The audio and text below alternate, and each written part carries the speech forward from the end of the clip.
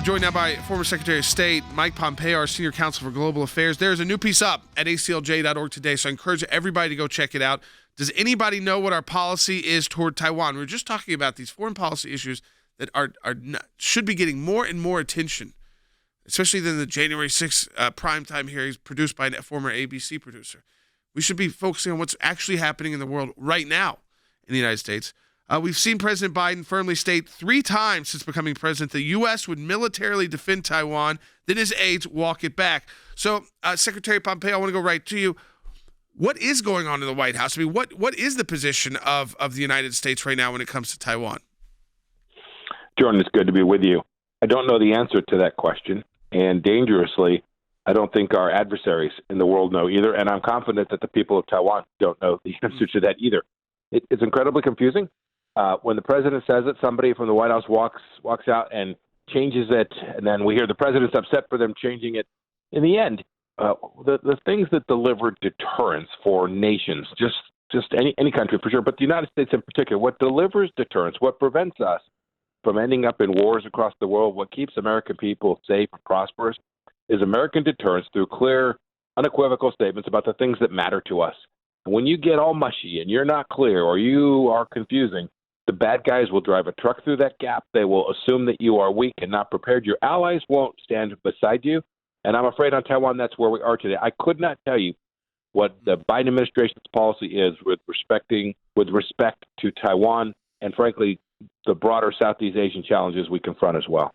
There is no doubt in my mind, Mike, that when your administration, when you were Secretary of State under the previous administration, that China was not going to go waltzing into Taiwan. I do not have that confidence right now. But my question is this: if you were president of the United States and China were to do this, were to attack, to take over Taiwan, what do you do? Well, the first step, of course, is put the fear of God in them. Right?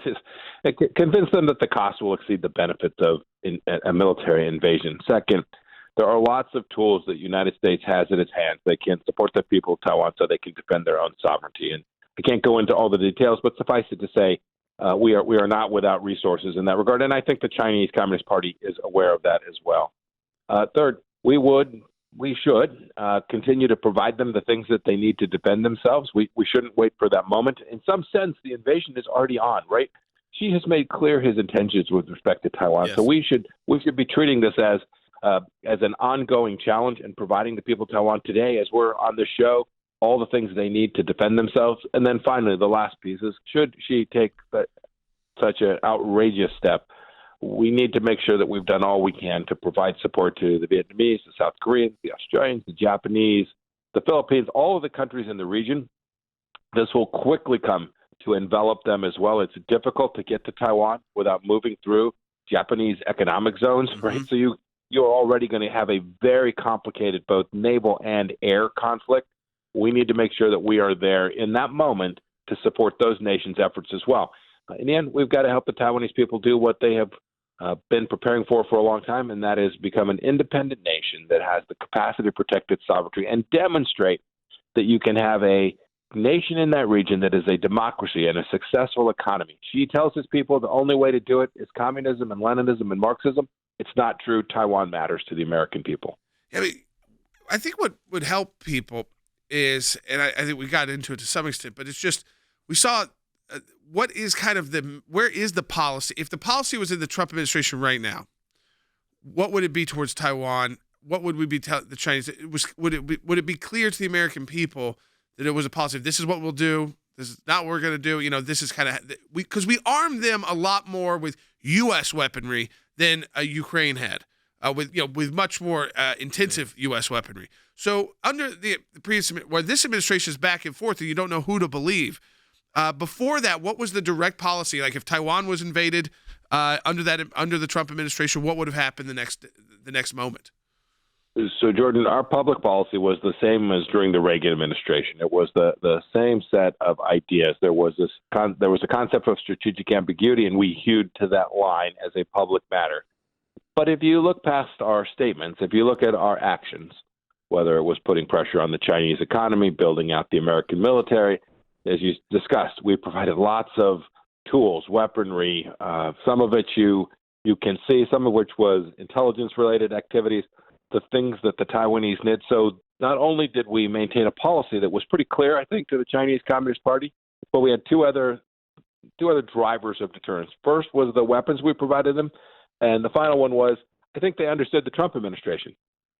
Right? When the Iranians began to move about the cabin, we responded strongly. When Chairman Kim was firing missiles, we told him, nope, you've got to stop. There were 17 missile tests just this year in North Korea. It was this global idea of deterrence that we had built up over the course of our 4 years that I think was a powerful testament to the actions we would take, communicated to the Chinese Communist Party in a way that would have prevented them from even contemplating such an action against the people of Taiwan. You know, the stark difference between when you were Secretary of State and your predecessor, Antony Blinken, is North Korea fires 8 short-range ballistic missiles from multiple sites basically over the weekend, and which caused provocation. South Korea responded with some initial firings of their own, and then the U.S. purportedly sent one missile as well into the East Coast Korean Peninsula in the water. Now, you all had direct dialogue with the North Korean leader, and that kind of flying missiles over Japan nonsense stopped. My question is, now that we look at it, you've got President Biden was going to go over to Saudi Arabia because he wants more oil production. That has now been postponed, and we don't have a date when that's going to take place. What do you think's going on there? Jay, you've connected up some interesting dots. I heard you in your earlier segment, too. These are all deeply related. Herb Keller at Southwest Airlines had the line, "You are now free to move about the cabin." I think bad guys all across the world are feeling that way. So you demarked what's going on in North Korea. We've talked about Iran. The Israelis can see that the knuckleheads in the Gaza Strip are getting more active as well.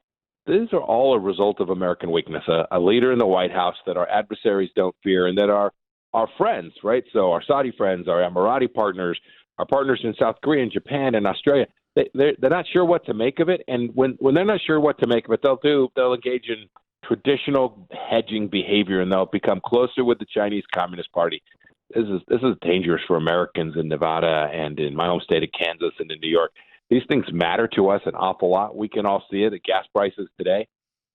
American leadership in the world makes an enormous difference domestically here at home, and we've got it wrong. We've got a leader sitting in the White House today that people are confused about what he believes are America's interests, and that is really a dangerous. The risk of cascading crisis beyond what's happening in Russia, in Ukraine today, the risk of cascading crisis is real and serious. I appreciate Secretary Pompeo, as always, a senior counsel for global affairs at the ACLJ.